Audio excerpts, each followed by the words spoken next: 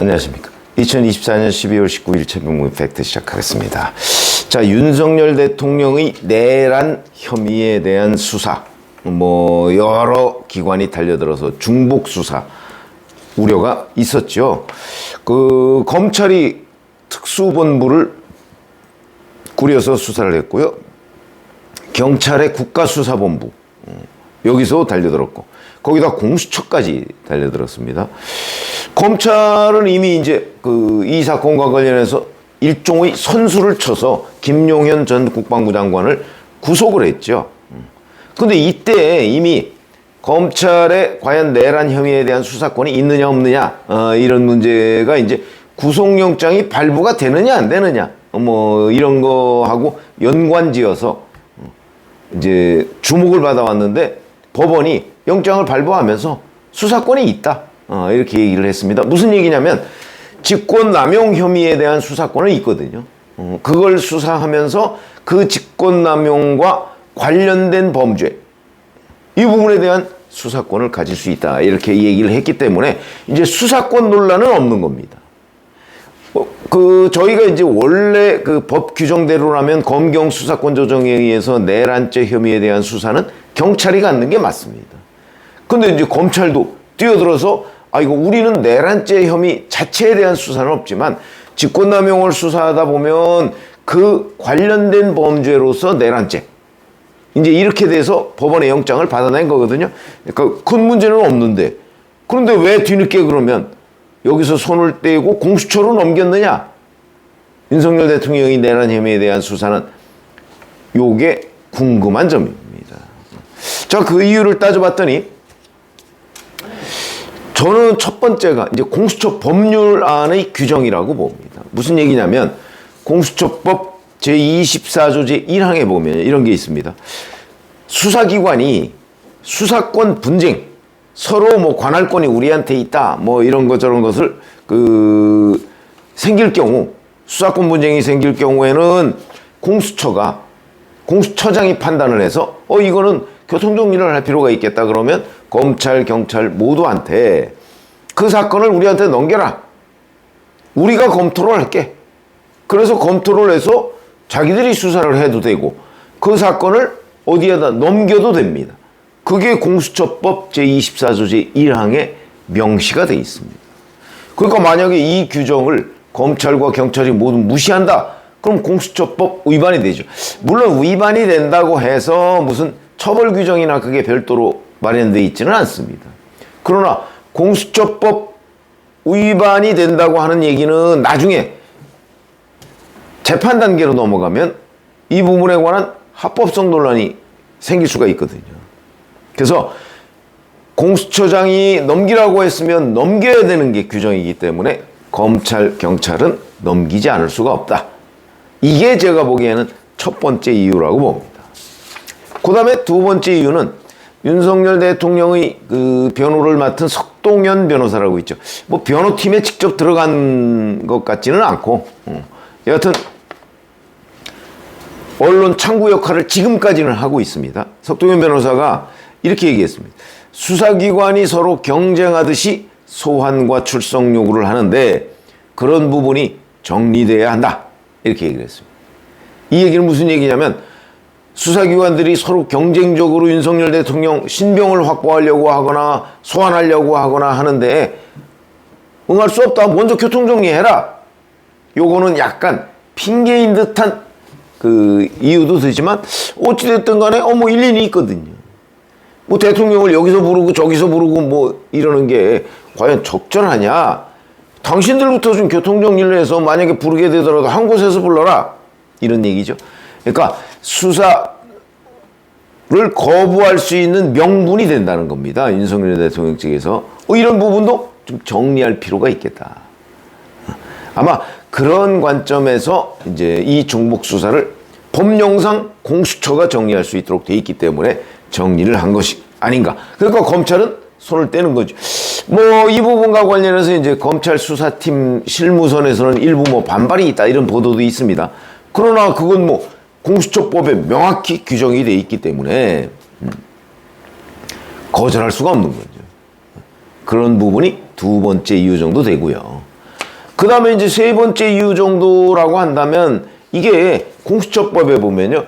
대통령의 내란 혐의에 대한 수사를 할 수 있다. 뭐 이렇게 얘기가 돼 있지만 결국 기소 권한은 없습니다. 공수처는. 공수처가 기소할 수 있는 범죄는 또 이렇게 제한적으로 돼 있습니다. 그러니까 공수처는 수사권도 있고 기소권도 있는데 기소권은 제한적입니다. 그러니까 몇몇 사람에 대해서만 할 수 있고 대통령은 거기에 포함이 안 돼 있습니다. 그러면 대통령을 수사해서 기소하려면 어떻게 해야 되냐?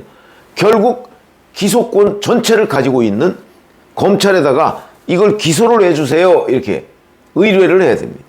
이때 검찰이 기소하려면 관련 자료를 봐야 될 거 아니겠습니까? 공수처가 수사한 관련 자료를 쭉 검토를 해서 이 부분이 좀 부족한데 그러면 검찰이 보완 수사를 할 수 있습니다.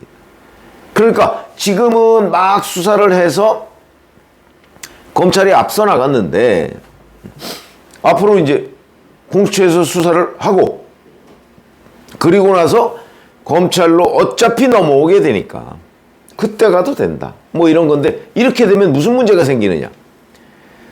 기한에 문제가 생길 수가 있죠. 지금 이런 거 한번 보시죠. 과연 공수처가 윤석열 대통령의 내란 혐의에 대한 수사를 할 역량이 있느냐? 이건 계속 의문이 됩니다. 왜? 공수처는 수사검사가 15명이고요.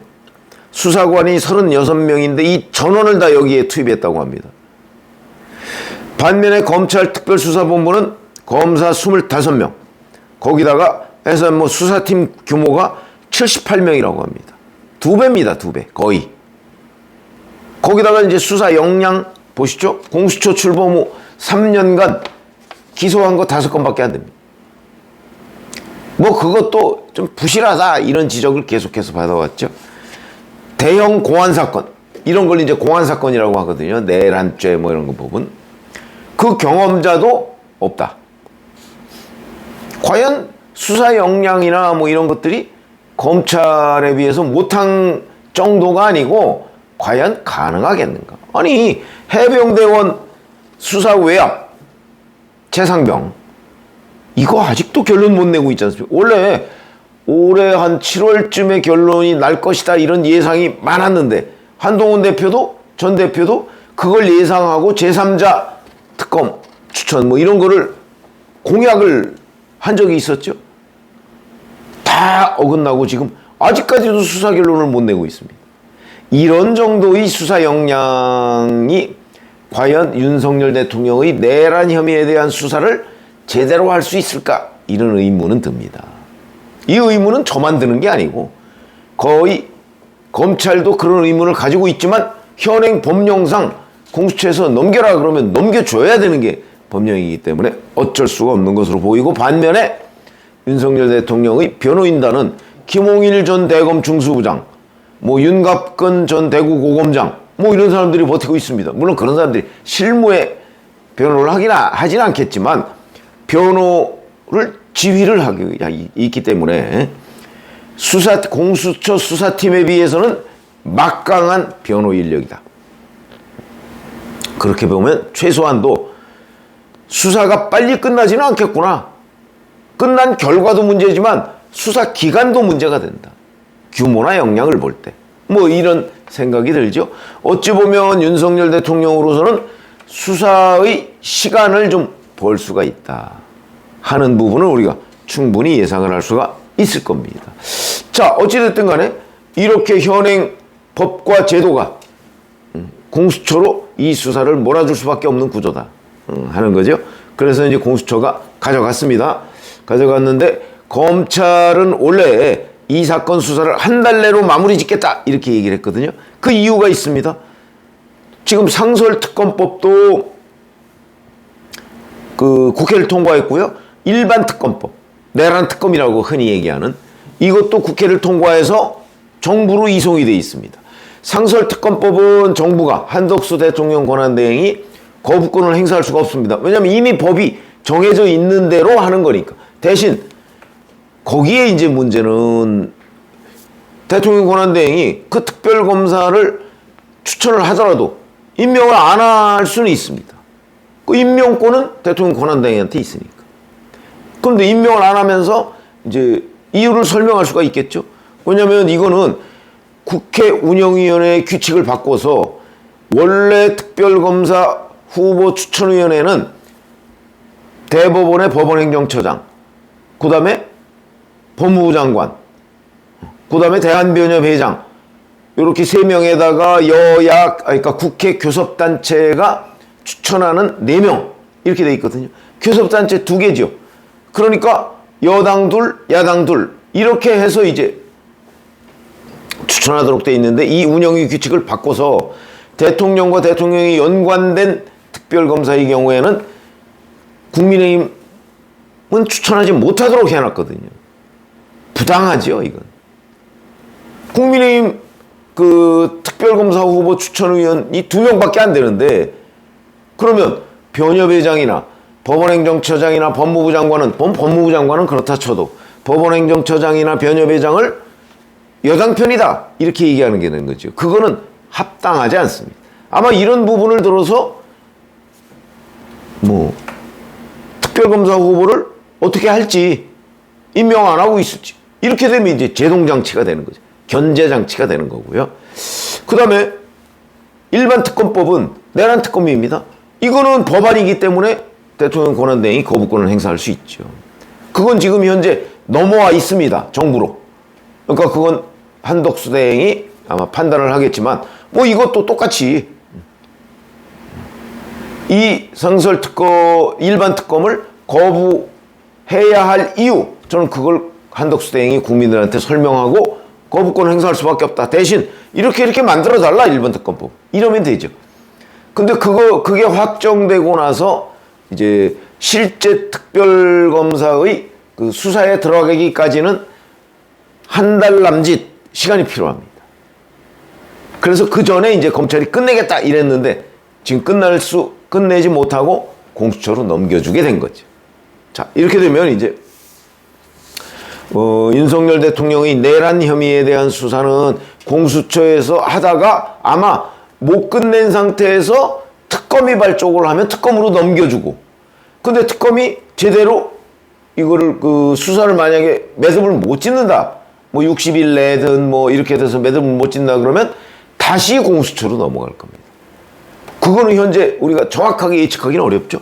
공수처에서 어떤 식으로든 아마 수사를 좀 빨리 하려고 할 겁니다. 근데 시간이 꽤 지체되게 생겼다, 요거는 분명하게 말씀드릴 수 있죠. 이렇게 되면 이제 윤석열 대통령은 수사에 대한 그 수사가 너무 성급하게 이루어지는 데 대한 우려는 조금 덜고, 이제는 헌법재판소 심리 쪽에 아마 치중해서 대응을 할 수도 있겠다. 조금은 뭐 시간을 본 측면, 이런 것들이 지금 엿보인다, 이렇게 말씀을 드릴 수 있겠습니다. 고맙습니다.